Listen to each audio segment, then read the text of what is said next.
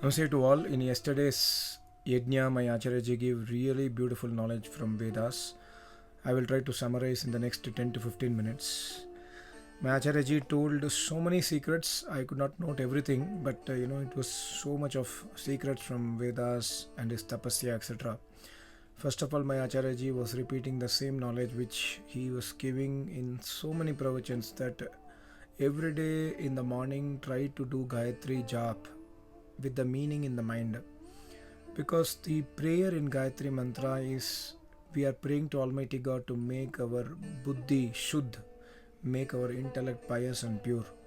So by praying to Almighty God, by surrendering to Almighty God will surely listen to our prayers if we walk the path of the Vedas.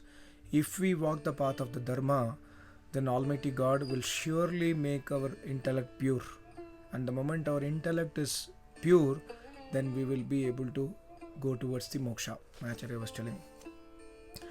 And yesterday my Acharya was, I made a video in the night also, that my Acharya had released a new book. It speaks about the fact that why there is the truth only in the Vedas. So my Acharya was telling that if you want to explain this book to somebody else, you can explain to them if they don't know Hindi, and if they are not able to read the book written by me, then you can explain this knowledge to them. But please explain only to jigyasus. That means those people who are aspirants, who are eager to learn more. Don't explain the knowledge of Vedas to those people who are in the mode of finding fault or fighting, etc. So for those people, these books, any knowledge of Vedas is not needed. But if somebody is an aspirant, even if he is doing Murti Puja, even if he is doing puja against the Vedas, but he wants to know more, he wants to understand, he or she wants to understand what is there in the Vedas, then please explain these kind of books to them. It will definitely benefit them, and they will also try to come to the Vedic path, my Acharya was telling. And my Acharya was telling that whenever you come to Acharya's ashram, come with a jigyasa. You must have the quest, you must have a thirst inside your mind that you are going to an Acharya to listen the Brahma Vidya. Otherwise, when you simply go to an Acharya without this jigyasa, then there is no real use for us to go to Acharya, my Acharya was explaining. And yesterday in the Yajna, my Acharya was explaining about the pralaya stage. And my Acharya was telling that pralaya stage is extremely deep and very, very secretive. It cannot be explained by words. Almighty God has tried to explain by Vedas what happened or what is there in the pralaya stage. My Acharya was trying to explain yesterday also. He explained like for 30 minutes or so, but I will try to explain in 2-3 minutes. Because I cannot say what my Acharya was telling, it's impossible because his words are divine. My Acharya was telling that pralaya stage is beyond description. It's extremely secretive, but in pralaya it is as if that nothing exists. Pralaya is a complete stage of shunyata, but it is not really a stage where shunyata also exists. So it's a stage where one can say that even the space what you see, the akasha, does not exist. And we can say that it is a stage of Khalistan. Even the stage of Khalistan also does not exist in the pralaya stage. And also God says it is not that there is nothing exists. So this is a stage where the complete universe, whatever you see in this universe, the Surya, Chandra, Nakshatra, whatever we are seeing by our visible eyes, everything exists. But everything exists in a different form, and that form is called as Prakriti. Prakriti is the form of equilibrium. Rajaguna, Tamaguna, Sataguna are in equilibrium. Sorry, my throat is not good. So the pralaya stage, everything in this universe exists.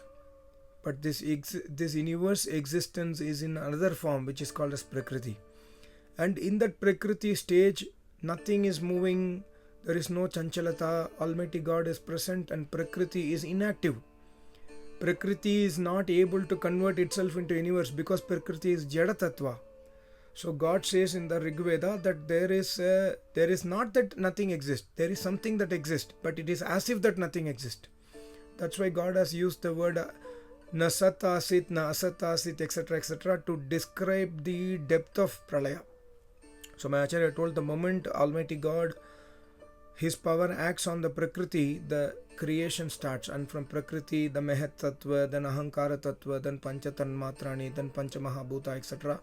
will start produce, and the universe gets created. So, we must understand that in pralaya stage, Almighty God was Jita Jagta Tattva. Almighty God existed. He creates the universe. Without Almighty God, the Jad Tattva cannot convert itself into the universe.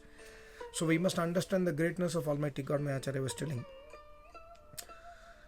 And just like a potter is making a pot out of the mitti, of the sand, of the clay, similarly God creates this entire universe from the clay of Prakriti. It's Upadan Karan, it's the raw material of the universe.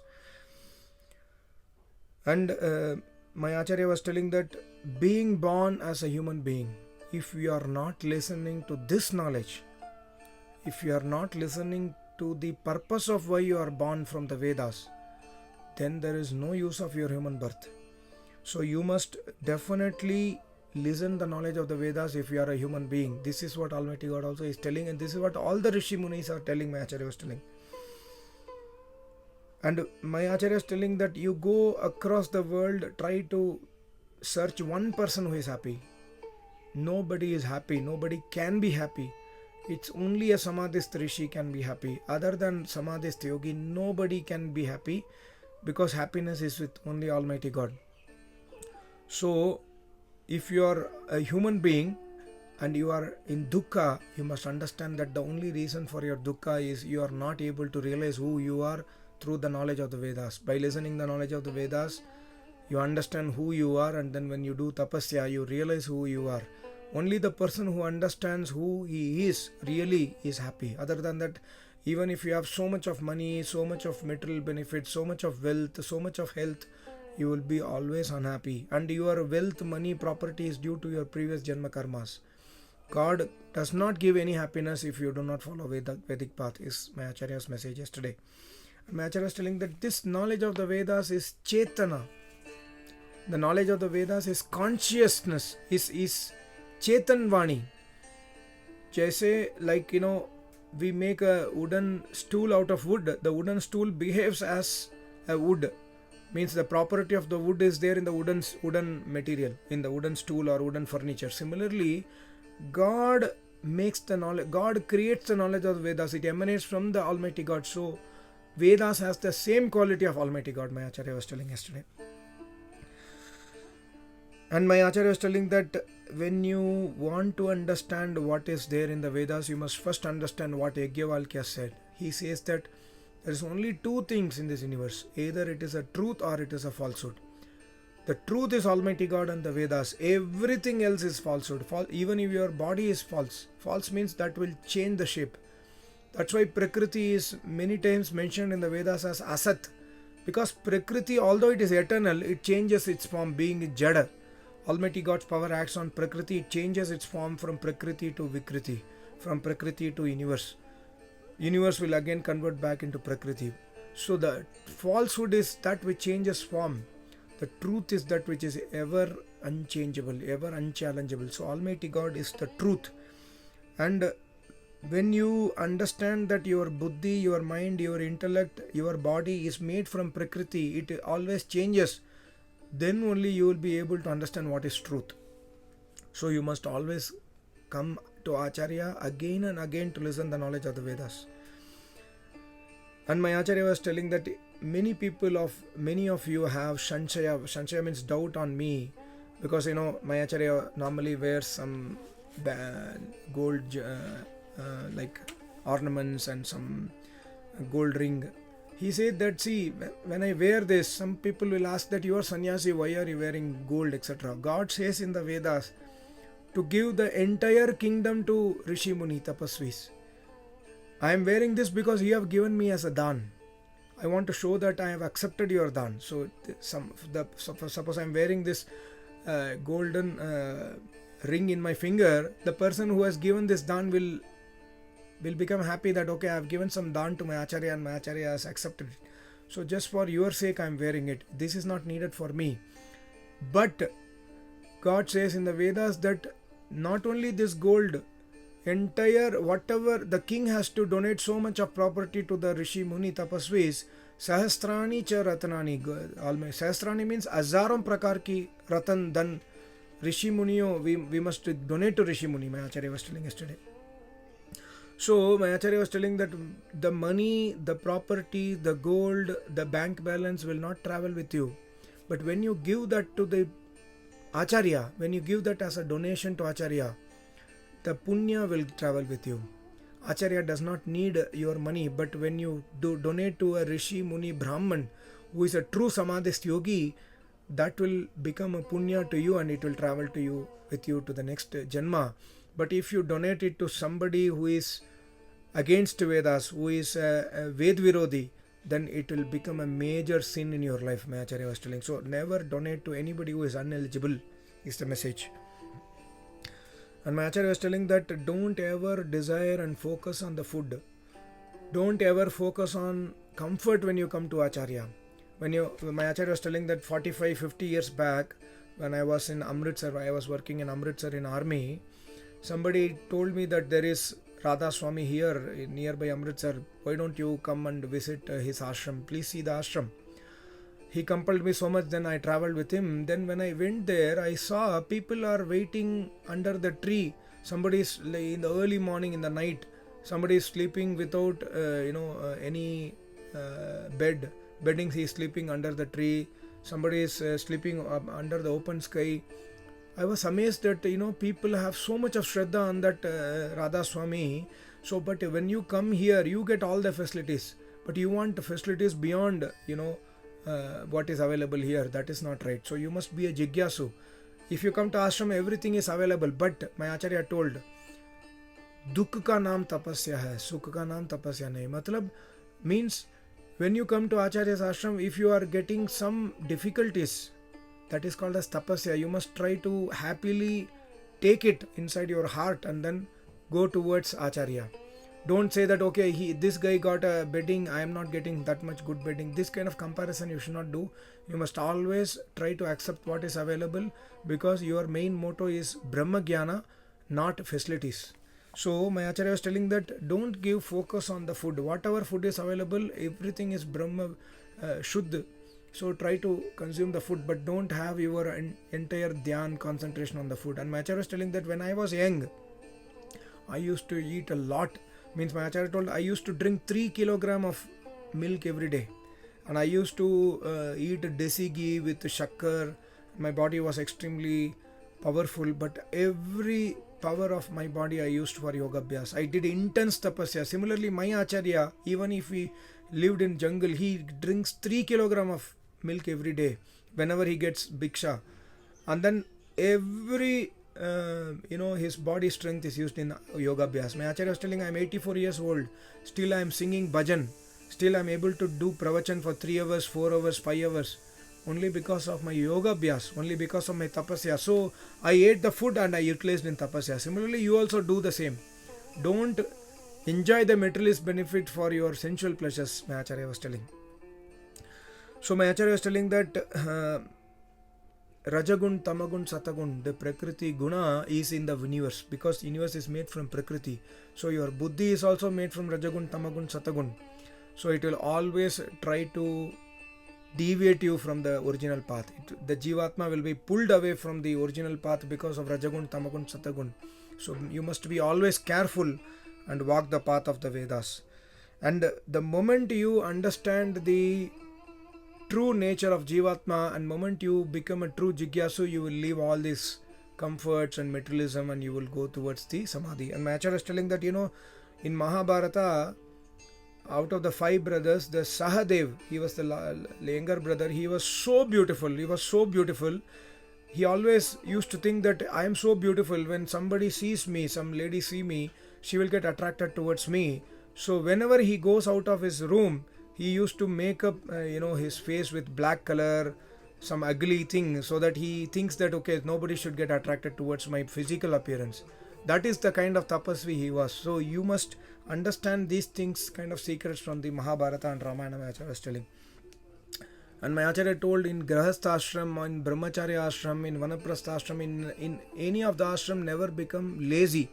When you are lazy, you will miss the Brahma Vidya. You cannot be lazy. You must try to do Purusharth 24/7. And Yah pranato nimishato mahitvai kidraja. Again and again, this mantra my Acharya explains for the last, he is explaining for the last 15-20 years. My Acharya told, one who gives you the prana, one who gives you the power to blink your eyes, one who has designed everything is Almighty God. But you are worshipping somebody who is taking the breath, somebody who has taken birth here and he is breathing. You are worshipping him or her as Almighty God. This is against the Vedas. So you must worship that Almighty God who created the breath of the human being. And my Acharya told many other secret. My Acharya was telling about the samadhi, Brahma Jyoti, what happened in samadhi when yogi completely transforms himself into Jyoti. Sorry, I'm in the ashram, so if there are any disturbance, please forgive me. So my Acharya was telling that, when I was doing intense tapasya, at one point of time, my Acharya, my Yogacharya, he became pleased with me. And then he suddenly called me and told, Pandit, samadhi is a matter of 40 days. You will get samadhi in 40 days. I told to my Acharya, I don't know what is samadhi, Acharya. I am just a server to you. I am just serving you. I am just doing tapasya. But you will be astonished. Within 40 days, I got that stage of samadhi, which is the highest stage, wherein everything will become Jyotirmaya. Even my Acharya was telling that the people who have seen my samadhi avastha, some of them are sitting here, they know even from my eyes the Jyoti is coming out. From my hair the Jyoti is coming out. From my complete body was immersed in Jyoti. That is the samadhi avastha my Acharya was telling. So my Acharya told that these Vedas are not difficult at all. It is difficult if you are not a Jigyasu. It is difficult if you are not listening from the Acharya. It is difficult if you are a Alasi. Otherwise Vedas are extremely easy, extremely simple. So my Acharya was explaining, Devim Vacham Ajanayanta Tam Pashva Vadanti. Devim Vacham means the divine knowledge of the Vedas emanates from the Acharya's mouth. Tam Pashva Vadanti. Pashva means we people, Agyani people, when we listen to that knowledge, just by listening, you will be master of Vedas. Just listen the knowledge. Listening is the most easiest thing. God has given you the ears. Shruti Shrutakarna says Samveda. So just listen the knowledge of the Vedas. Just by listening, you will become a Brahma Rishi. That is what the Ved mantra says. Devim Vacham Ajanayanta. Ajanayanta means Utpan Karta hai. Rishi Muni emanates the knowledge of the Vedas from the power of Almighty God, and just by listening it, we will also become master of Vedas. So you must always try to focus to make your buddhi pious, your intellect pious by tapasya. Buddhi jnanena shuddhyati. When you listen Vedas every day, when you try to adopt Vedas in your life every day, then your buddhi will become shuddh. Otherwise, you will not be able to attain Vairagya. Asli Vairagya means the true Vairagya is that stage where you will not need this universe at all. You will say that I don't want anything of this universe. I don't want even this cloth. I don't want anything. I don't want even my body. That is the stage of the Para Vairagya, after which one will have attained Samadhi. So, always remember that there are only two things. My Acharya told again and again, and my Acharya told, please read the latest book what is released. I have explained what is truth in and out. And when you read that book and when you listen, you will understand that other than Almighty God and His Vedas, everything else is false. And the moment you understand that everything else is falsehood, everything else is changing, everything else is impermanent, you will leave the impermanent and you will try to catch hold of the permanent. So my Acharya further gave so much of knowledge. This is what I could summarize in the 15-17 minutes. Thank you so much. Namaste. Om.